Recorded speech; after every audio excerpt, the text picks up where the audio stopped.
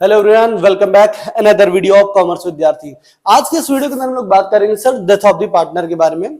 Basic तौर पे हमको पता है कि death of the partner boards में हर साल 4 नंबर आपको देके जाता है। ठीक है, 4 नंबर का सवाल आएगा।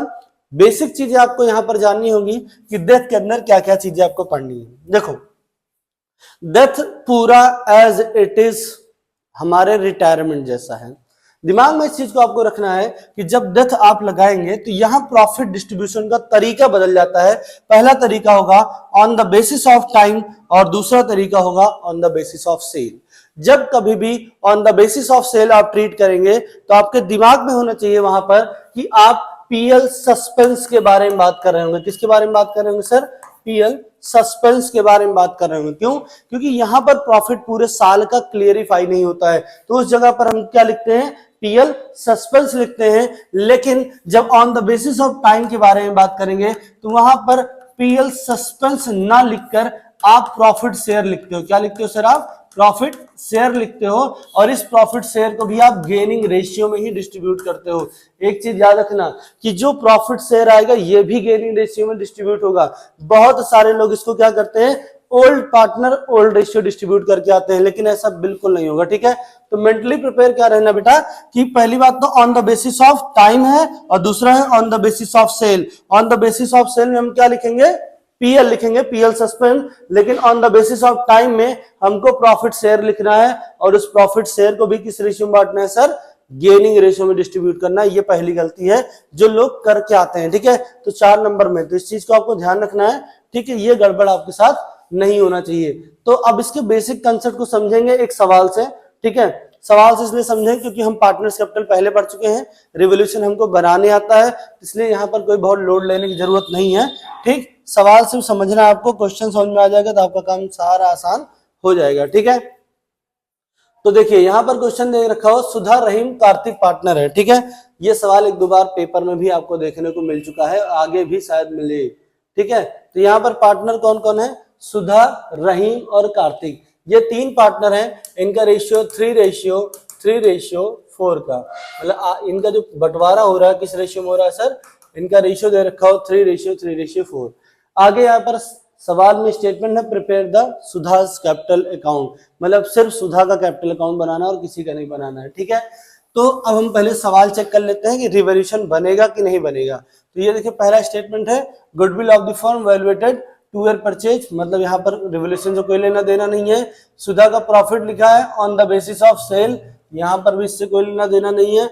इंटरेस्ट ऑन कैपिटल रिवोल्यूशन में जाता नहीं है, और इस प्रॉफिट से हमको कोई मतलब नहीं। मतलब यहाँ पर रिवोल्यूशन आपको नहीं प्रिपेयर करना है, क्योंकि रिवोल्यूशन प्रिपेयर करते समय आपको चेंज देखना होता है एसेट्स और लायबिलिटी में। यहाँ पर ना कोई एसेट्स में चेंज हो रहा है ना किसी प्रकार की लायबिलिटी में, तो सीधा सीधा हम सिर्फ सुधास कैपिटल अकाउंट प्रिपेयर करेंगे, जो हमको थोड़ा सा आसान हो जाएगा। ठीक है, तो हम बेसिक तौर पे यहाँ पर फॉर्मेट फॉलो करेंगे। आपको पता है फॉर्मेट क्या है? पर्टिकुलर अमाउंट, इसी स्ट्रक्चर पे काम करेंगे। ठीक, सवाल का स्क्रीनशॉट आप ले लीजिए जिससे आपके पास अवेलेबल रहे भाई। ठीक है, थोड़ा इसको बड़ा करते हैं तब समझ में आएगा।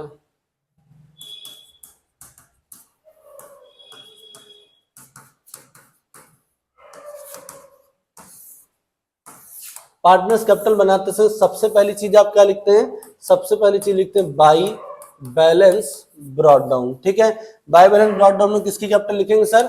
सुधा की लिखेंगे, क्योंकि हम यहाँ पर सुधा का कैपिटल अकाउंट बना रहे हैं। कितनी वैल्यू दे रखी सर? 60,000 रुपए दे रखी है। ठीक है, जो यहाँ पर लिखा है कॉपी और यहाँ पर पेस्ट करना है बस आंसर के टाइम पे। दिमाग में इस चीज को रखना है सर कि अब यहाँ पर किसी भी प्रकार का, ठीक है, रिवोल्यूशन का प्रॉफिट नहीं आने वाला है। ठीक है, तो दूसरी चीज पार्टनर्स कैपिटल में क्या आती है? रिजर्व। तो चेक करते हैं किसी प्रकार का रिजर्व है तो उसको लिख लेंगे, चाहे WCR हो, चाहे वर्कमैन कंपनसेशन रिजर्व या जनरल रिजर्व हो। इस सवाल में दे रखा हुआ है जनरल रिजर्व 10,000 का, तो सर क्या 10,000 पूरा लिख देंगे? नहीं, हम सुधा का कैपिटल अकाउंट बना रहे हैं, सिर्फ सुधा का शेयर लिखेंगे। तो सुधा का शेयर कितना है? 3/10। यहाँ पर सॉल्व करेंगे कितना आ जाएगा सर? 3000। तो ये हमारा क्या हो जाएगा सर? जनरल रिजर्व हो जाएगा। ठीक है, सुधा का 3000। सुधा का कैपिटल अकाउंट बनेगा तो सिर्फ सुधा की चीजें रिकॉर्ड होंगी यहाँ पर। ठीक, आगे लिखा हुआ है, अब यहां पर समझते हैं गुडविल। यहां पर लिखा हुआ goodwill of the firm valuated 2 year purchase, मतलब नंबर ऑफ ईयर परचेज अपने पास है 2 साल का। ठीक है, आगे यहां पर दे रखा हुआ है calculate on the basis of sales, sales basis पर निकालना है।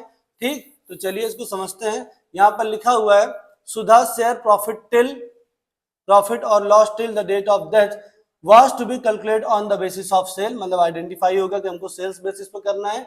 लिखा हुआ sales of the year 31 March 2012 amount 4 lakh, मतलब 31 मार्च 2012 तक की जो सेल थी कितनी थी सर? 4 लाख रुपए की सेल थी। कितनी की सेल थी? 4 लाख की। ठीक है, और लिखा हुआ 1 अप्रैल 30 जून 2012 तक की जो सेल थी वो कितनी थी? 1.5 लाख की। ठीक है, आगे लिखा तो profit of the 31 March 2012 1 lakh, मतलब प्रॉफिट 4 लाख में कितने का था सर? 1 लाख रुपए का प्रॉफिट था। ठीक है, तो यहां पर आप समझिए कि पहले जब पार्टनर हमारा जिंदा था पिछली साल, उसने 4 लाख की सेल की थी तो प्रॉफिट 1 लाख का जनरेट हुआ था। इस बार सेल उसने कितने की है? 1.5 लाख की, तो प्रॉफिट हमारा क्या होगा? हमको ये आइडेंटिफाई करना है। ठीक है, तो बेसिक तौर पे आपको पता है कि इसको निकालने का तरीका क्या होगा। जिस तरफ क्वेश्चन मार्क प्रिपेयर होगा वो वैल्यू ऊपर चली जाएगी। ठीक है, तो जो है क्या नाम है, क्या हो जाएगा सर? 1 लाख, प्रॉफिट कितना था? 4 लाख का, इनटू क्या कर देंगे सर? इनटू करेंगे जितने में आपको कैलकुलेट करना है। यहाँ पर कितनी वैल्यू हो जाएगी सर?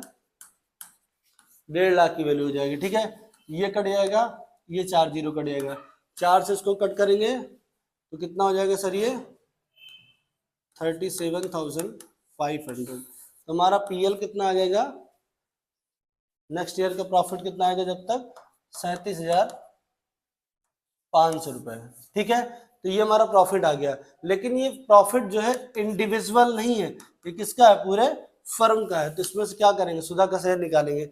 37,500 इंटू 3/10, 1 0 कट होगा, इसका मल्टीप्लाई हो जाएगा 0, 3 × 5 = 15, 3 × 7 = 21, 1 22, 3 × 3 = 9, 9 2 11, 11,200 रुपए। तो इसको हम लोग क्या लिखेंगे? By PL suspense 11,250। पहली चीज हमने क्या लिखा? पहली चीज हमने लिखा सुधा की capital by balance brought down. दूसरी चीज मैंने क्या लिखा? जनरल रिजर्व 10,000 था, ओल्ड पार्टनर ओल्ड इश्यू बढ़ गया। तीसरी चीज मैंने पीएल सस्पेंस निकाला। कैसे निकाला सर? On the basis of sale सवाल ने बोला था।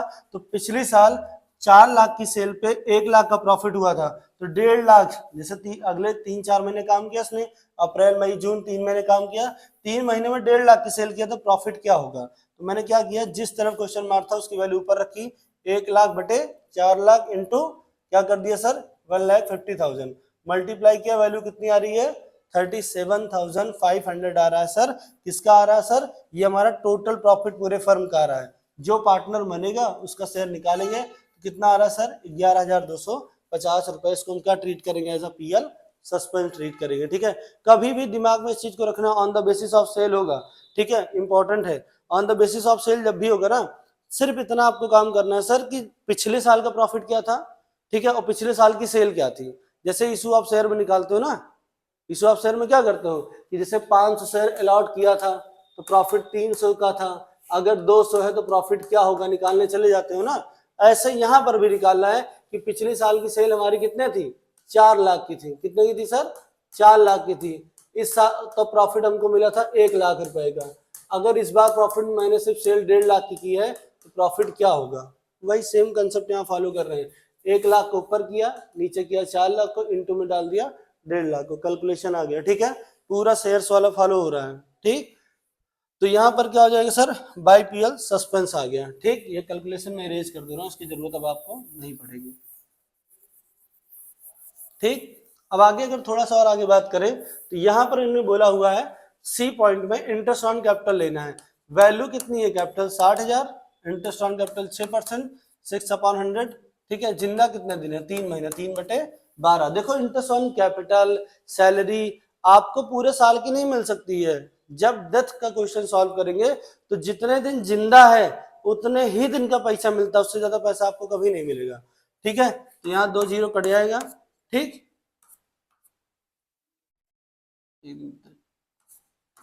12, ठीक है,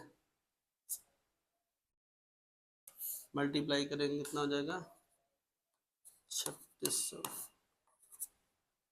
डिवाइड बाई 4, 900। यहाँ लिखेंगे बाई इंटरेस्ट ऑन कैपिटल 900, ठीक है। तो इंटरेस्ट ऑन कैपिटल हो गया। अब यहाँ पर गुडविल निकालना है जो बड़ा टास्क होगा आपके लिए, ठीक है। इसकी कैलकुलेशन आपके लिए इंपॉर्टेंट होने वाली है, ठीक। अब यहाँ पर समझिए एवरेज प्रॉफिट कितना 42,000, फॉर्मूला क्या है, ठीक है, goodwill is equal to average profit into number of year purchase. Average profit कितना है 42,000, नंबर ऑफ ईयर परचेज सवाल है सबसे पहले मिला था 3 साल का, ठीक है, नहीं गुडविल ऑफ द वर्ल्ड, ठीक है 3 साल का नहीं 2 साल का है, ठीक है। तो यहाँ पर 2 साल का है, तो टोटल कितना आएगा 84,000, 84,000 गुडविल आ रही है। इसमें से सुधा का शेयर निकालेंगे 3/10, कैलकुलेट करें कितना आएगा 25,200 रुपए। किसका शेयर है ये, सुधा का है, ठीक है। तो सुधा का शेयर ऑफ गुडविल इतना है, लेकिन आपको पता है कि at the time of retirement या at the time of death आप कभी भी बाई गुडविल नहीं लिख सकते हो। उसकी गुडविल कौन लेता है, हमेशा कौन बटोर के लेके जाएगा, तो जो पार्टनर, जिस भी पार्टनर की डेथ हो जाती है या रिटायर हो जाता है उसकी गुडविल कंटिन्यू पार्टनर लेते हैं। तो इसकी वैल्यू कितनी है 25,200 रुपए, ठीक है। टेकन ओवर कौन करेगा, रहीम और कार्तिक, ठीक है।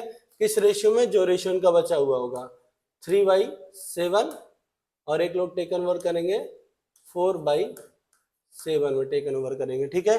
क्यों सर यहाँ पर रेशियो क्यों निकाला आपने, क्योंकि सवाल के अंदर कोई नया रेशियो इंफॉर्मेशन में नहीं है, और हमारा पुराना रेशियो था 3:4।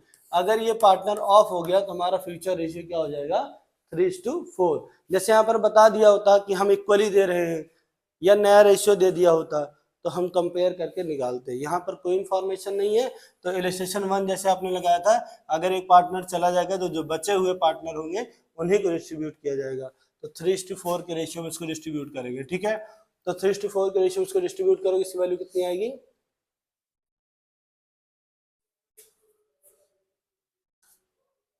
7/21, कंटिन्यू 4, 7/21, तो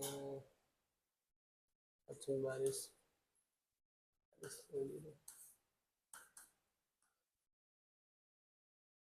0, 6, 18, 9, 9, 10, एक का आएगा 10,800, ठीक।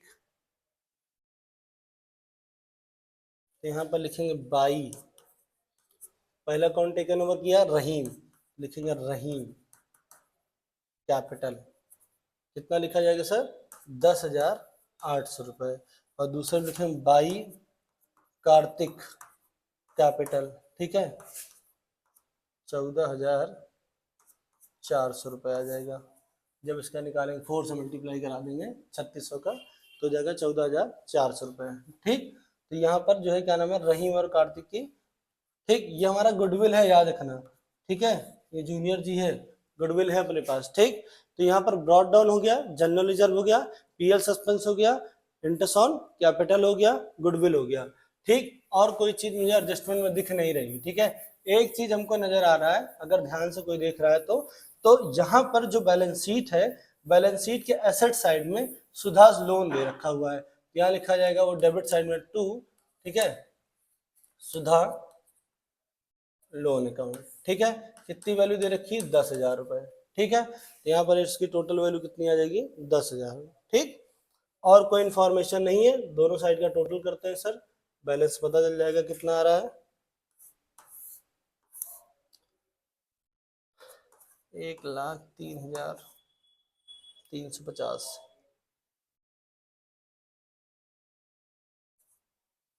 ठीक। इसकी वैल्यू आ रही 1,03,50, इसकी वैल्यू वही आएगी 1,03,50, 10,000 माइनस करेंगे, जो बैलेंस बचेगा उसका नाम लिखा जाएगा, ठीक है, सुधा एग्जीक्यूटर अकाउंट, एग्जीक्यूटर अकाउंट 90,350, 50 रुपये, ठीक है। ये इनका एज अ एग्जीक्यूटर प्रिपेयर हो जाएगा, ठीक। देखो eight the time of retirement आप क्या लिखते हो, जो बैलेंस बचता है उसको लिखते हो कैरीड डाउन, ये रिटायर एडमिशन के टाइम पे लिखते हो, ठीक है। रिटायरमेंट के टाइम पे तुम क्या लिखते हो, टू लोन लिखते हो, क्या लिखते हो सर, जो पार्टनर चला जाता है लोन, और जब डेथ हो जाएगी तो आप क्या लिखोगे, पार्टनर का नाम प्लस एग्जीक्यूटर, जो फर्म से एग्जीक्यूट हो गया चला गया, ठीक है। तो ये छोटा सा सवाल है, 4 नंबर का बनता है, लोग इसको अवॉइड करते हैं, ठीक है। अवॉइड नहीं करना है, 4 नंबर पक्के करना है, ठीक। तो thank you for watching this video, thank you, मिलते हैं अगली वीडियो में।